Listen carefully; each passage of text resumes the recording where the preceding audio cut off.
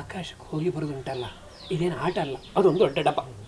ಆ ಡಬ್ಬ ಅದರಲ್ಲಿ ಬೇಕಾದಂಥ ಎಲ್ಲ ಗ್ಯಾಸ್ಗಳು ಇಟ್ಕೊಂಡಿರ್ತೇವೆ, ಹಾರುತ್ತದೆ ಮೇಲೆ. ಸ್ಪೇಸ್ ಶಿಪ್ ಹೋಗುತ್ತಲ್ಲ, ಆ ಸ್ಪೇಸ್ ಶಿಪ್ನ ಟೆಕ್ನಾಲಜಿ ಅಂತ ಏನು ಹೇಳ್ತೇವೆ, ನೀವು ಅದರ ಮೆಟಲನ್ನು ಜಾಯಿನ್ ಮಾಡೋದು, ವೆಲ್ಡಿಂಗ್.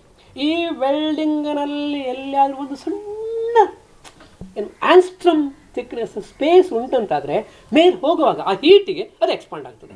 ಎಕ್ಸ್ಪಾಂಡ್ ಆದರೆ ಒಂದು ಸರಿ ಗ್ಯಾಸ್ ಲೀಕ್ ಆದರೆ ಸುಟ್ಟು ಉರಿದು ಹೋಗೋದೆ.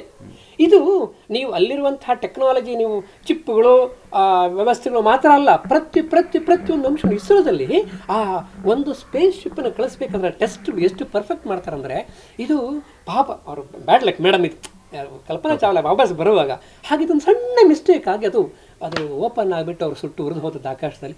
ಏನೂ ಆಗ್ಬೋದು, ಈ ಪ್ರಯೋಗದಲ್ಲಿ ಏನೇನೂ ಆಗಬಾರದು. ಅಷ್ಟು ಪರ್ಫೆಕ್ಟ್ ಟೆಕ್ನಾಲಜಿ ಇವತ್ತು ಡೆವಲಪ್ ಆಗಿದೆ.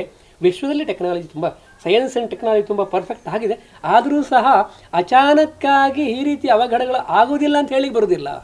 ಅದಕ್ಕೆ ರೆಡಿಯಾಗಿರ್ಬೇಕು.